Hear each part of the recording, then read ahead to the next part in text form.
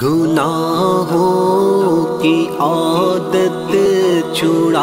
میرے مولا، گناہوں کی عادت چھڑا میرے مولا، مجھے نیک انسان بنا میرے مولا، گناہوں کی عادت چھڑا میرے مولا،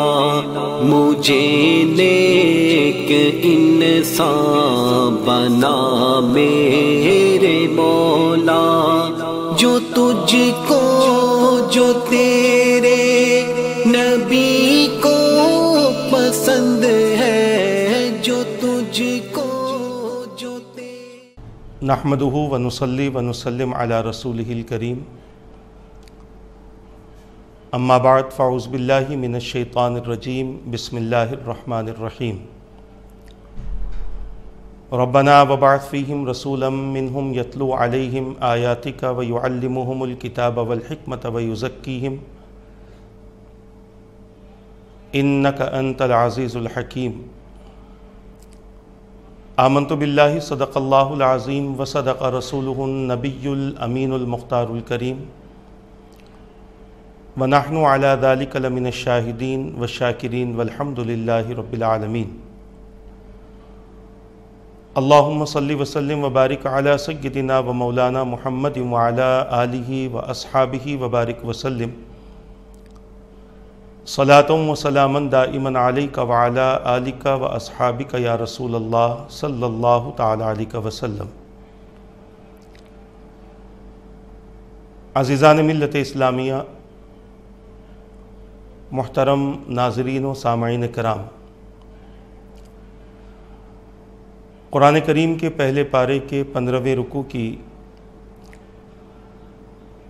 آخری آیت مبارکہ کو تلاوت کرنے کا میں نے شرف حاصل کیا، جس میں اللہ تبارک و تعالیٰ کا ارشاد پاک ہو رہا ہے، جس کا معنی اور مفہوم یہ ہے: اے ہمارے رب، اور ان میں سے ایک رسول کو بھیج جو ان پر تیری طرف سے نازل ہونے والی آیتوں کو تلاوت کریں اور ان کو کتاب و حکمت کی تعلیم دیں اور ان کا تزکیہ کریں، بے شک تو ہی زبردست حکمت والا ہے۔ اسی آیت مبارکہ کے معنی اور مفہوم کے تحت کچھ وقت پہلے ایک سلسلے کا آغاز کیا گیا تھا، جس کا تعلق حضور پاک صلی اللہ تعالی علیہ وسلم کی تعلیمات کی روشنی میں گناہوں سے کیسے بچا جائے، گناہ کسے کہتے ہیں، گناہوں کے سبب کیا کیا بلائیں نازل ہوتی ہیں، گناہوں کی وجہ سے انسان کس قدر نحوست میں گرفتار ہوتا ہے، اور گناہوں کی وجہ سے بسا اوقات کیا عذابات آتے ہیں۔ یہ ایک سلسلہ شروع کیا گیا تھا، اور جہاں تک مجھے یاد ہے کہ اس سلسلے کے 4 حصے اب تک ہو چکے ہیں۔ انشاءاللہ تبارک و تعالی یہاں سے اب کوشش کی جائے گی کہ سلسلہ وار اس تعلق سے مکمل طور پر گفتگو ہو۔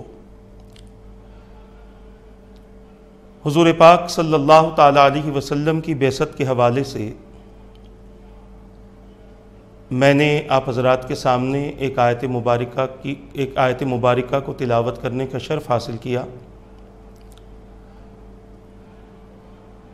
جس میں اللہ تبارک و تعالیٰ نے حضور پاک صلی اللہ تعالیٰ علیہ وسلم کی بعثت کے حوالے سے جو دعا حضرت ابراہیم و اسماعیل علی نبینا و علیہم الصلاۃ والتسلیم نے کی تھی اس کا ذکر ہے۔ اور صرف دعا یہ نہیں کی گئی کہ اپنے آخری رسول کو بھیج، بلکہ دعا یہ بھی کی گئی کہ ایسے رسول کو بھیج جو ان کو کتاب و حکمت کی تعلیم دے اور ان کا تزکیہ کرے اور ان کے سامنے تیری طرف سے جو آیتیں نازل ہوں یا جو عظیم نشانیاں ہیں اس کا ذکر فرمائے۔ اللہ تبارک و تعالیٰ نے حضور پاک صلی اللہ تعالیٰ علیہ وسلم کی صورت میں حضرت ابراہیم و اسماعیل علی نبینا و علیہم الصلاۃ والتسلیم کی دعا کو قبول فرمایا، اور اللہ تبارک و تعالیٰ نے اپنی مشیت اور اپنے ارادے کے مطابق رسول پاک صلی اللہ تعالیٰ علیہ وسلم کو اس فرش گیتی پر لباس بشریت میں مبعوث کیا،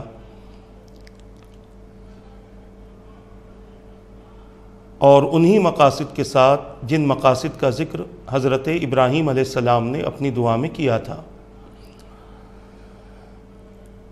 حضور پاک صلی اللہ تعالیٰ علیہ وسلم اس فرش گیتی پر تشریف لائے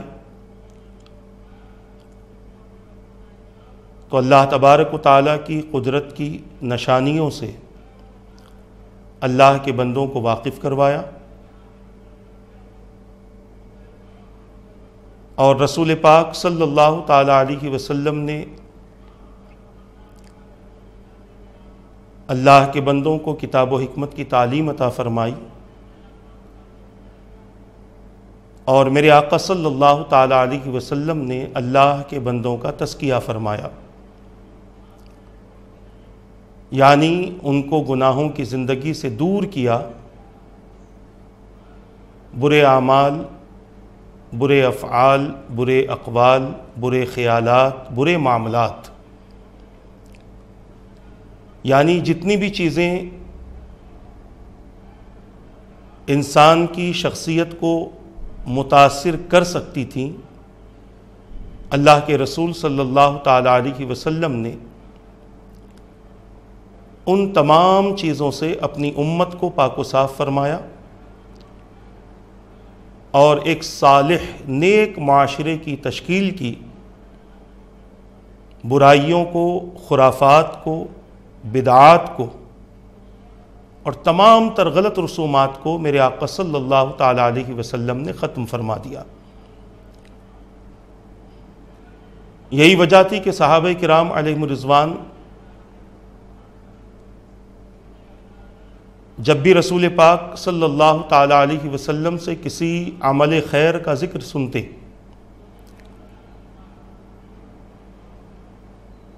تو اپنی زندگی میں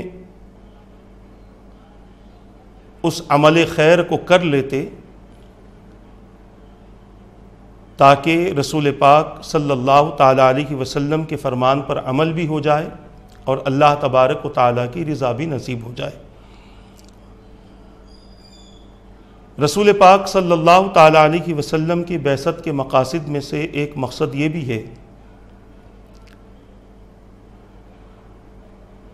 کہ اللہ کے بندے اللہ تبارک و تعالیٰ کی نافرمانی سے اپنے آپ کو بچائے رکھے، کیونکہ نافرمانی کرنے سے نفس خوش ہوتا ہے، شیطان راضی ہوتا ہے، مگر اللہ تبارک و تعالیٰ کی ناراضگی بندہ اس نافرمانی سے مول لیتا ہے۔ یہاں تک کہ کوئی بندہ اگر گناہ پر گناہ کرتا چلا جائے اور وہ توبہ نہ کرے، اپنے گناہوں کی معافی طلب نہ کرے، تو اللہ تبارک و تعالیٰ نہ صرف اس سے ناراض ہوتا ہے بلکہ اس کو ان بندوں میں شمار فرماتا ہے جن بندوں پر اللہ تبارک و تعالیٰ نے غضب کا ارادہ فرمایا، اور بعض وہ ہوتے ہیں کہ جو مسلسل اللہ تبارک و تعالیٰ کی نافرمانی کی وجہ سے ملعون ہوتے ہیں، بعض مردود ہوتے ہیں اور بعض منحوس ہو جاتے ہیں۔ اسی لیے ہمیں قرآن کریم میں اللہ تبارک و تعالیٰ نے جہاں بھی خطاب کیا، اکثر مقامات پر رب نے فرمایا کہ اللہ سے ڈرو، اور اللہ سے ڈرنے کا مطلب صرف یہ نہیں کہ میں کہہ دوں کہ میں اللہ سے ڈرتا ہوں، بلکہ انسان اپنی ذات کو اللہ تبارک و تعالیٰ کے فرمان کی روشنی میں گناہ سے بچائے، اور نہ صرف لوگوں کے سامنے وہ اپنے آپ کو گناہوں سے محفوظ رکھے، بلکہ اللہ تبارک و تعالیٰ کے فرمان پر عمل کرتے ہوئے وہ جلوت میں ہو کہ خلوت میں ہو، اپنے آپ کو اللہ تبارک و تعالیٰ کی نافرمانی سے محفوظ رکھے۔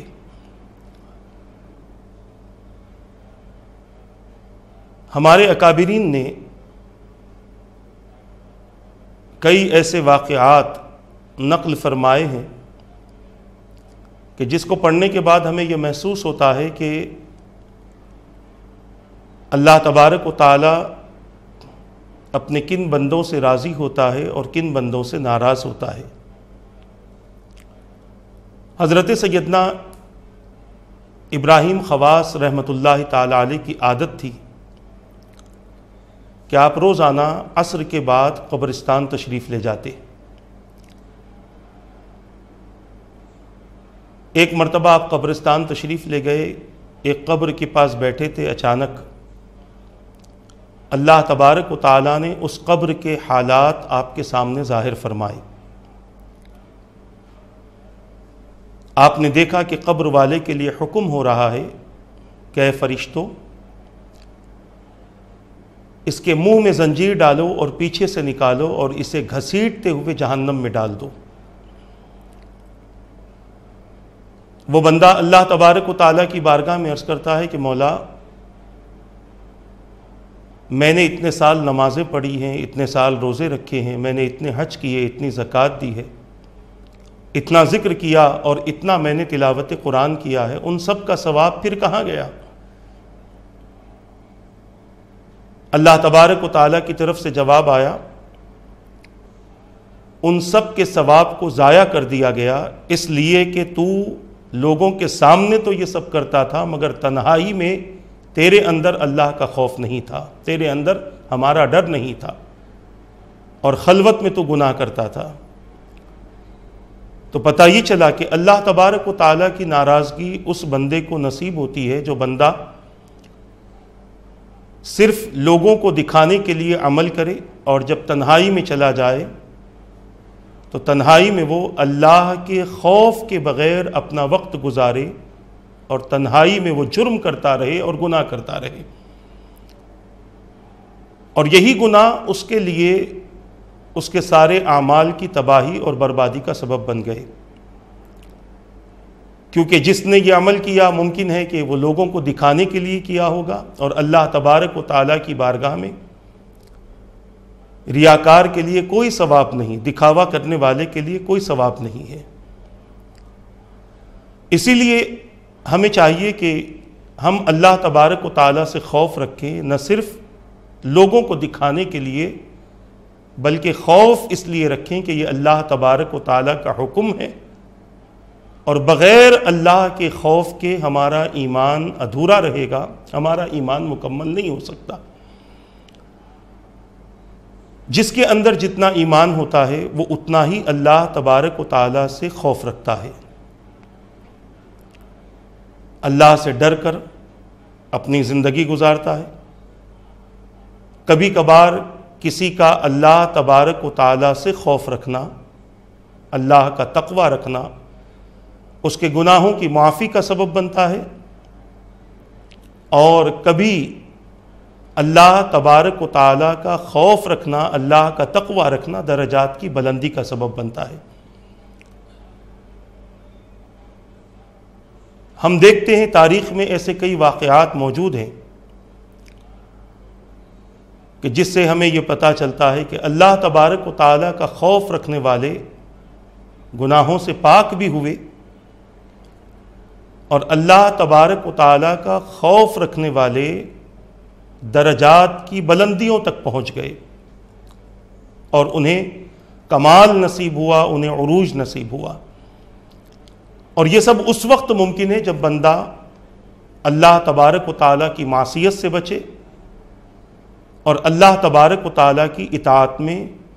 اپنی زندگی گزارے، اور صرف اس لیے کہ یہ اللہ تبارک و تعالیٰ کا حکم ہے۔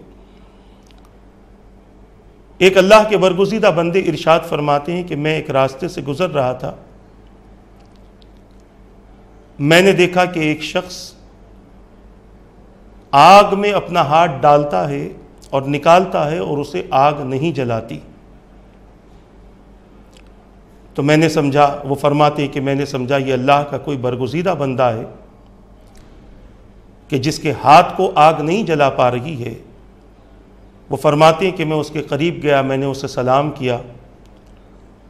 اور پھر میں نے اس سے کہا کہ آپ اللہ کے محبوب اور پسندیدہ بندے لگتے ہیں، لہٰذا آپ میرے لیے دعا کریں اور مجھے کچھ نصیحتیں کر دیں۔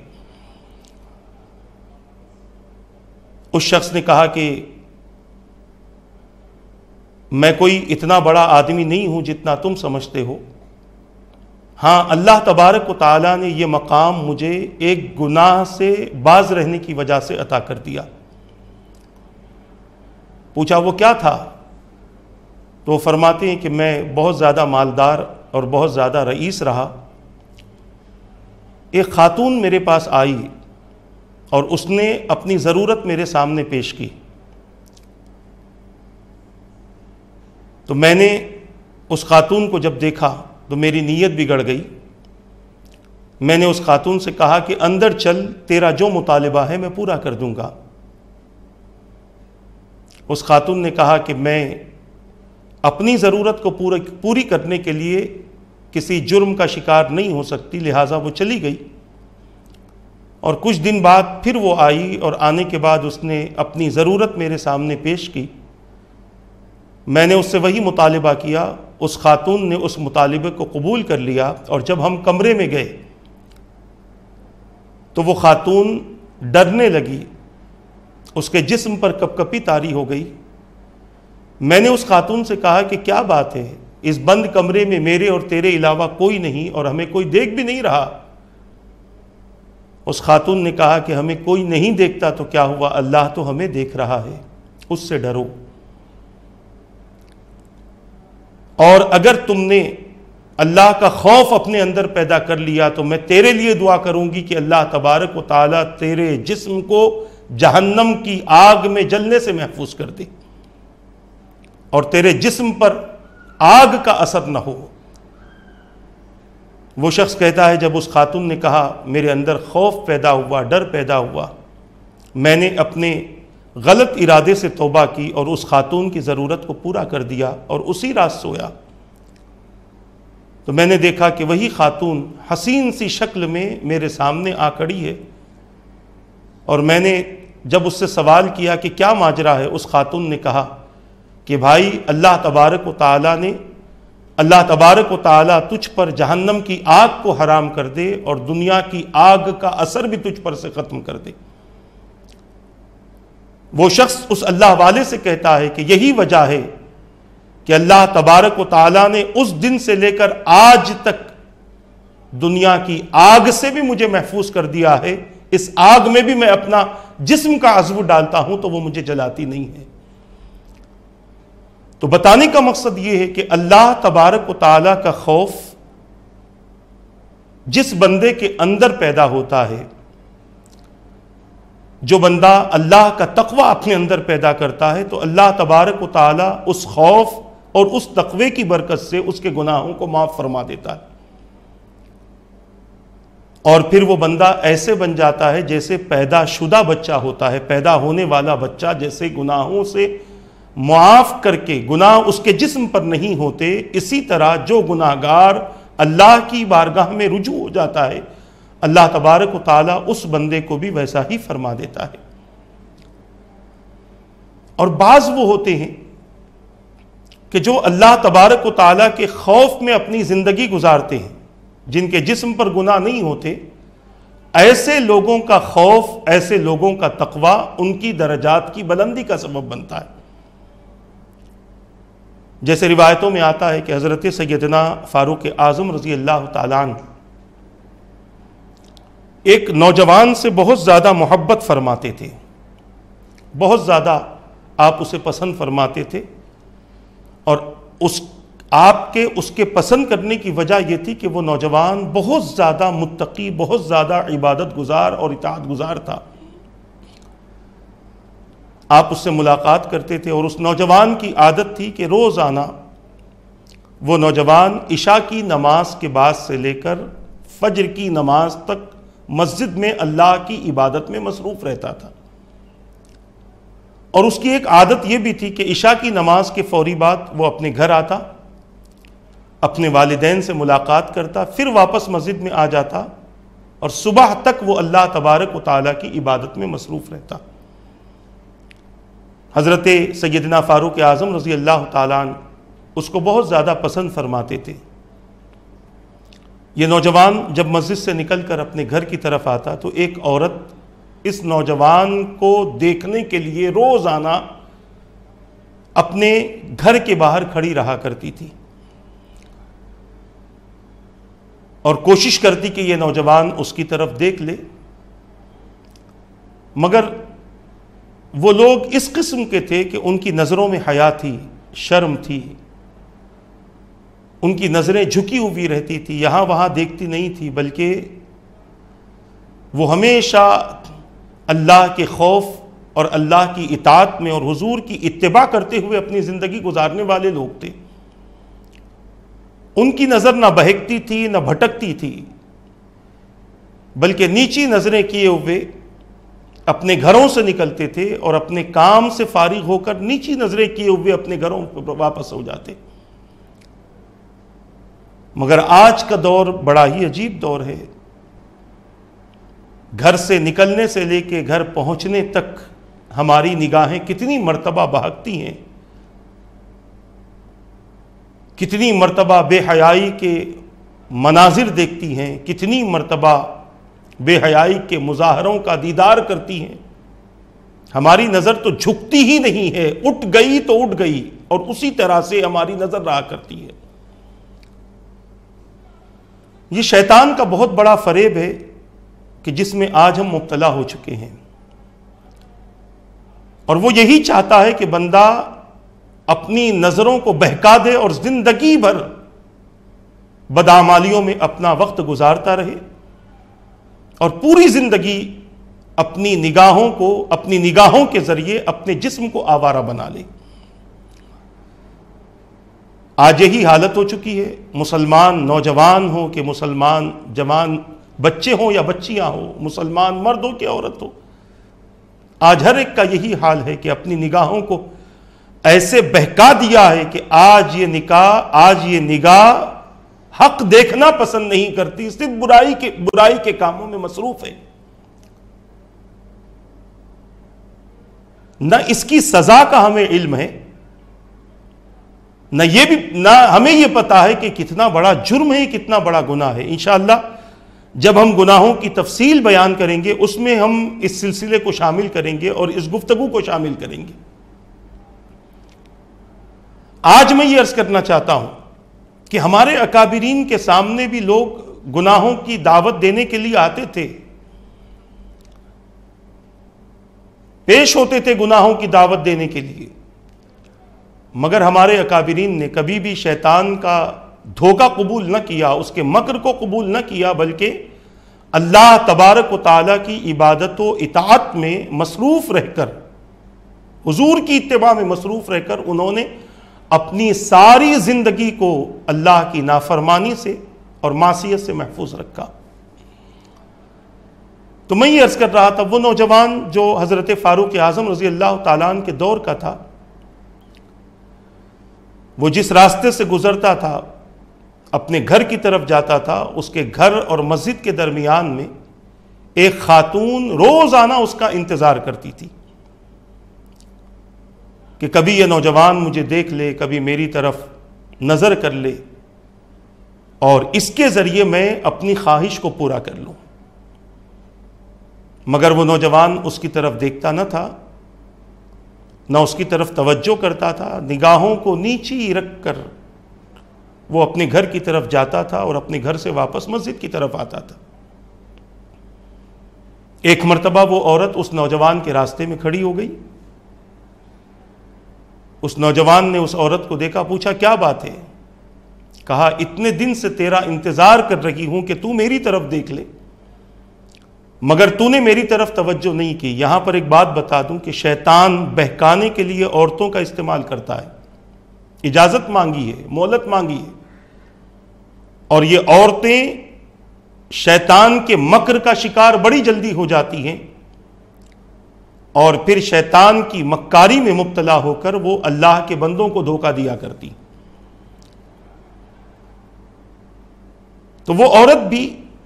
اس نوجوان کو بہکانے کے لیے راستے میں آ کر کھڑی ہو گئی، نوجوان سے بات کرنے لگی، گفتگو کرنے لگی، اور ایسی ایسی باتیں اس نوجوان سے کی کہ وہ نوجوان اس عورت کے مکر میں آ گیا اور اس عورت کے پیچھے پیچھے اس کے گھر کی طرف جانے لگا۔ جیسے گھر کے دروازے پر پہنچا وہ عورت اندر چلی گئی، یہ نوجوان ابھی گھر کے دروازے کے باہر ہی کھڑا ہے، اچانک اللہ تبارک و تعالیٰ کی اسے یاد آتی ہے اور قرآن کریم کی ایک آیت اس کی نگاہوں کے سامنے آتی ہے، اس کے ذہن و خیال میں آتی ہے، اور جیسے ہی وہ آیت اس کے ذہن و خیال میں آتی ہے وہ بندہ بے ہوش ہو کر زمین پر گر جاتا ہے۔ وہ عورت انتظار کرنے لگی کہ کیا بات ہے، پیچھے پیچھے آیا تھا، ابھی اندر نہیں آیا، دیکھا کہ باہر وہ نوجوان بے ہوش ہو کر پڑا ہے، حیرت میں پڑ گئی، پریشان ہو گئی۔ اس نے اپنی نوکرانی کا سہارا لے کر اس نوجوان کو اس کے گھر کے باہر لے جا کر رکھ دیا۔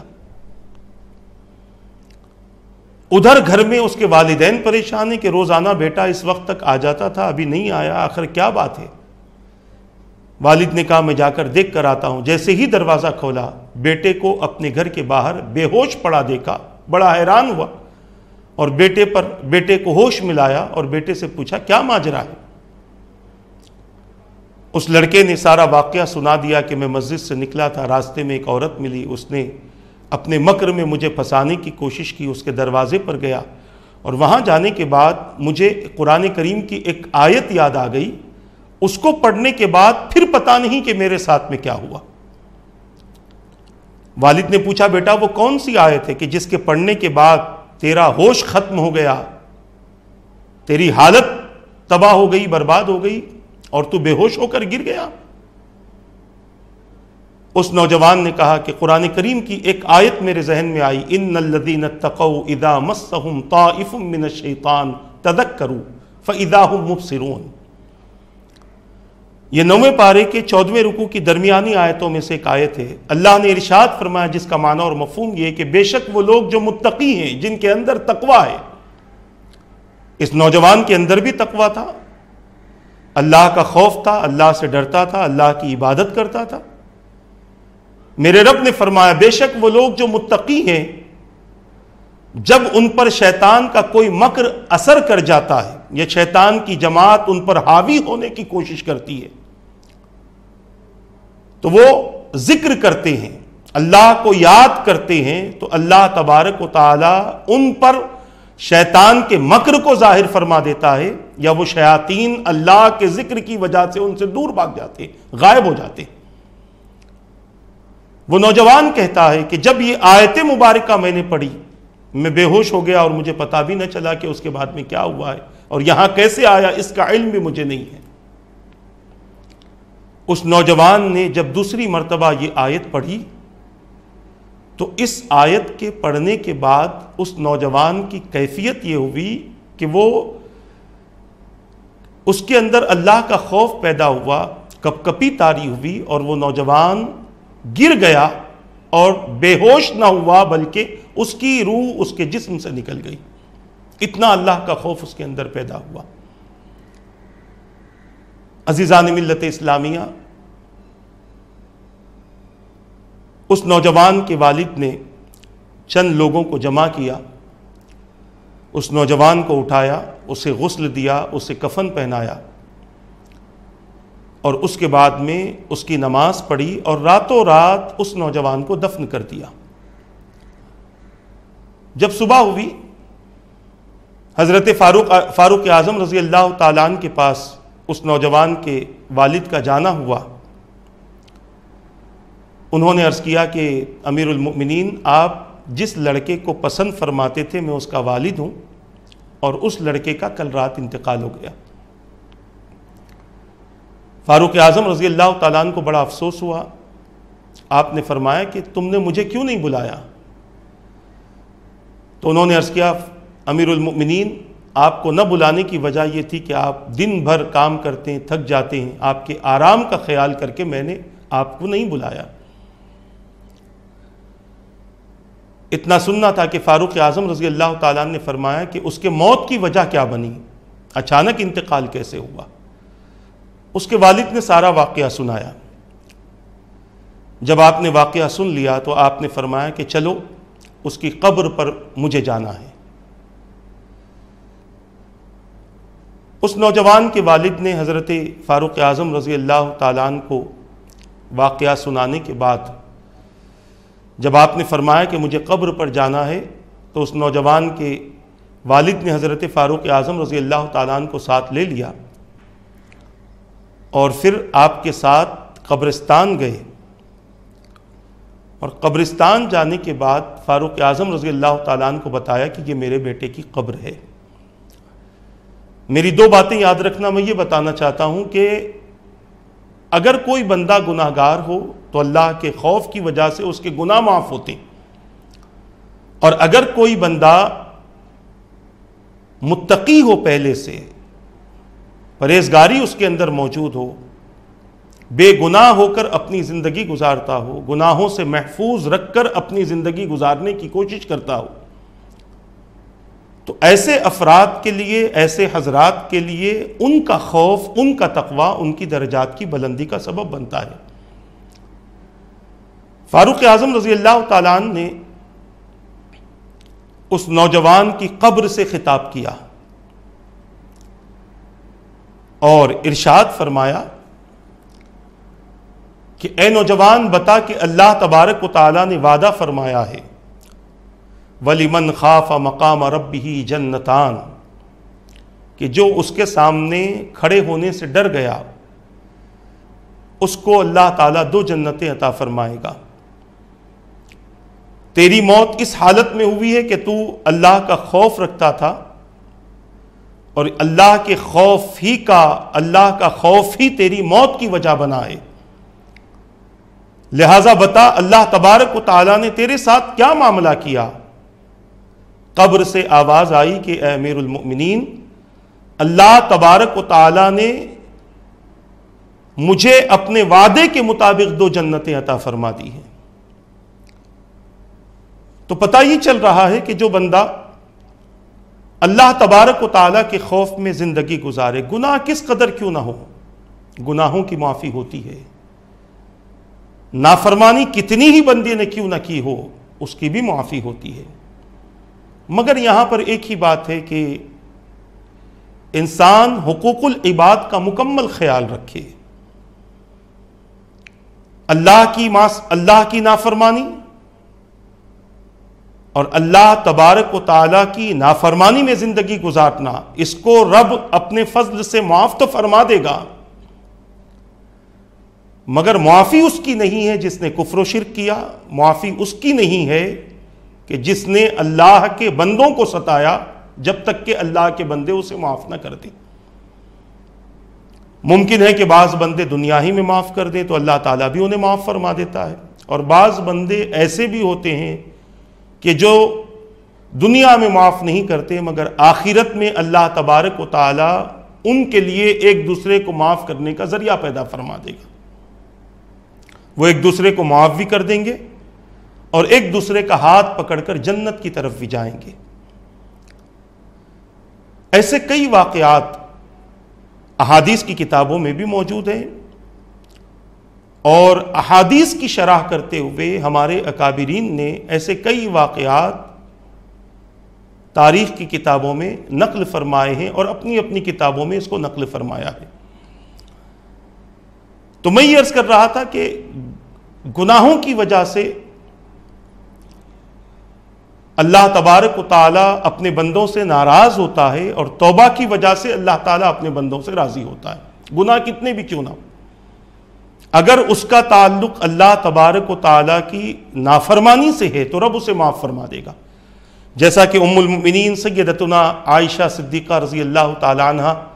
ارشاد فرماتی ہیں کہ اعمال کے 3 دفتر ہیں۔ آپ نے ارشاد فرمایا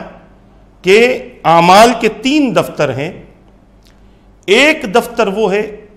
کہ جس کا لکھا اللہ تبارک و تعالیٰ اپنے بندوں سے معاف فرما دے گا، اور ایک دفتر وہ ہے کہ جس کا لکھا اللہ تبارک و تعالیٰ اپنے بندوں سے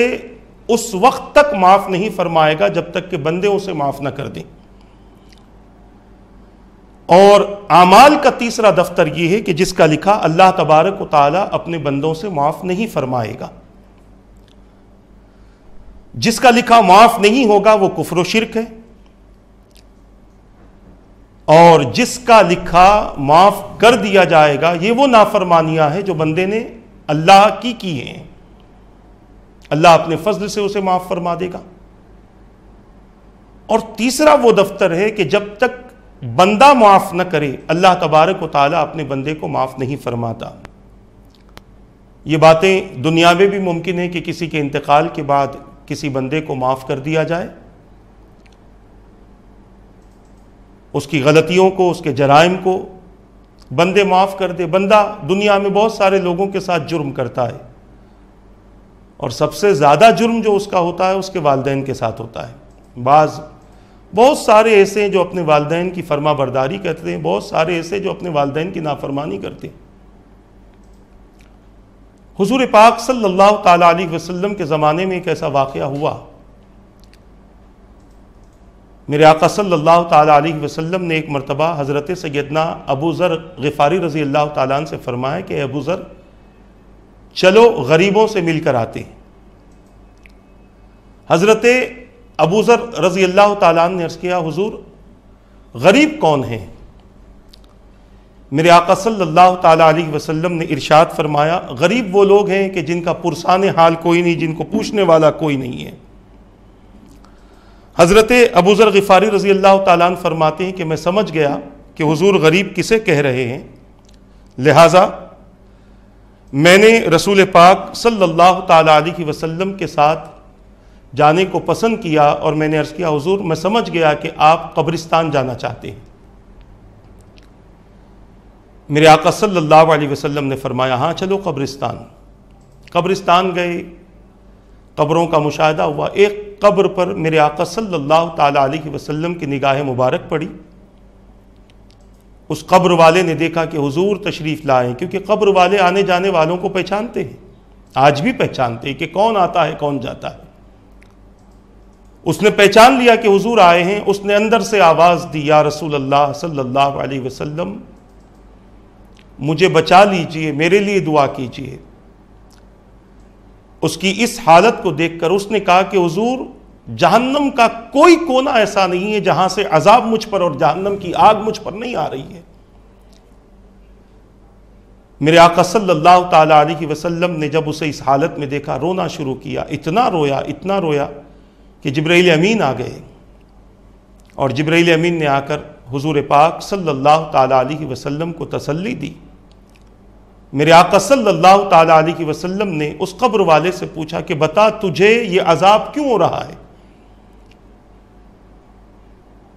اس نے کہا کہ میری والدہ کی نافرمانی کی وجہ سے اللہ تبارک و تعالیٰ نے مجھے اس عذاب میں مبتلا کیا ہے۔ حضور نے حضرت ابو ذر غفاری رضی اللہ تعالیٰ عنہ سے فرمایا جاؤ اور جا کر اعلان کرو کہ اس قبر میں جن کے مردے گڑے ہیں، جن کے گھر والے موجود ہیں وہ آ جائیں۔ سب لوگ آ گئے۔ ایک بوڑھی عورت